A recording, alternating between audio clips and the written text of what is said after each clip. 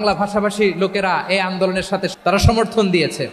আমাদের ইউনাইটেড আরব এমিরেট মুমিনের বিষয়টা খুবই আশ্চর্যের।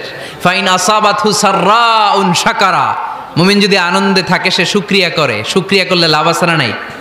ওয়াইন আসাবাতহু দাররাউন সাবারা, আর দুঃখে পড়লে সে সবর করে, ধৈর্য ধরে, ধৈর্য ধরলে সব আছে না নাই? বাংলাদেশি ভাইয়েরা তারা সেখানে রাস্তায় নেমে এসেছিল, জানেন?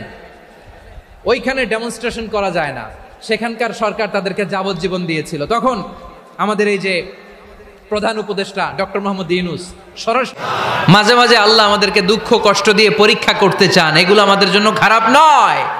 এই দুঃখ কষ্ট বিপদ আমাদের কোমরকে সোজা করে, আমাদের পায়ের মাটিকে শক্ত করে, চিল্লায় বলেন ঠিক কিনা? সমস্যায় পড়েছেন, ওই সমস্যার সমাধানও আছে না নাই? এই পৃথিবীতে এমন কোন সমস্যা আছে যেটা সমাধান নাই? আওয়াজ নাই লালমনিরহাটের গলায়, শুনতে মনে যায়?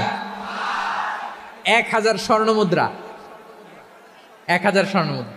দুইটা খ্রিস্টান দাসী, একজনের নাম মারিয়া বিনতে শামাউন আল কিবতিয়া, আরেকজনের নাম সিরিন বিনতে শামাউন আল কিবতিয়া।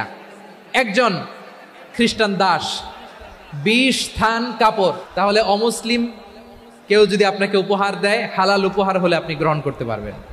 অনুরূপভাবে পারস্যের বাদশাহ, রোম সম্রাট বিশ্বনবীকে উপহার পাঠিয়েছেন, আমার নবী সবগুলো উপহার গিফট গ্রহণ করেছেন। সুবহানাল্লাহ বলেন।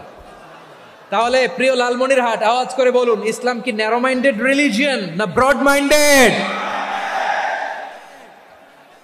আম্মাজান আয়েশার কাছে মাসালা জানতে চায় মেয়েরা, হে আম্মাজান, অগ্নি উপাসকেরা তাদের ঈদের দিন নওরোজের সময় আমাদেরকে পাখি দেয়, নেওয়া যাবে? উনি বললেন, ওরা জবাই করে অমুসলিমদের সাথে আর্থিক লেনদেনও করেছেন, ফিনান্সিয়াল ডিলিং করেছেন। অমুসলিমদের সাথে প্রয়োজনে আপনি ফিনান্সিয়াল ডিলিং করতে পারবেন। আমরা প্রায় দেখি বাজারের মিষ্টির দোকানগুলো আমার হিন্দু ভাইদের, তারপরে যে বারবার সব চুল কাটে যে নাপিত, অধিকাংশ নাপিতের দোকানে কারা? আমার হিন্দু ভাইরা। তা আপনি চুল কাটতে পারবেন কিনা?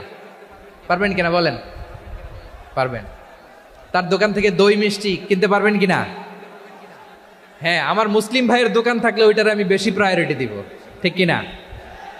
কিন্তু যদি তাদের সার্ভিস নিতে চান, প্রোডাক্ট নিতে চান, পারবেন। তার দলিল সহিহ বুখারী, আম্মা জান আয়েশা রাদিয়াল্লাহু তাআলা আনহা বলেন, ইশতারা রাসূল, দিতে পারবো না, কয়েক কেজি বার্লি নিয়ে যাই আর বন্ধক হিসেবে আমার জামাটা রেখে গেলাম, যেই দিন দাম দিব ওই দিন জামাটা ছুটাই নিয়ে যাব।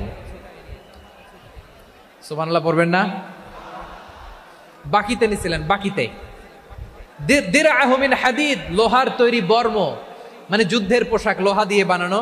বিশ্বনবী বললেন, কয়েক কেজি জব দাও, টাকাটা পরে দিব, এখন টাকা নাই, বন্ধক হিসেবে, মর্গেজ হিসেবে আমার জামা রেখে গেলাম, যখন টাকা দিব জামা ছুটায় নিব। আওয়াজ করে বলতে হবে সুবহানাল্লাহ। এ থেকে বোঝা গেল অমুসলিমদের সাথে ফিনান্সিয়াল ডিলিং করা যায়, অর্থনৈতিক লেনদেন করা যায়, কেনাবেচা করা যায়, প্রোডাক্ট কেনা যায়। এমনকি আমাদের মসজিদে নববীতে বারান্দায় আপনার একটা অটোমেটিক ফ্লাইং আমব্রেলা দেখছেন?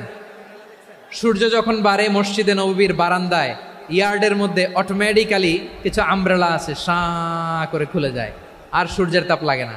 আবার সন্ধ্যাবেলায় এই আমব্রেলাগুলো ওরা ক্লোজ করে ফেলে, দেখেন নাই না? দেখছেন?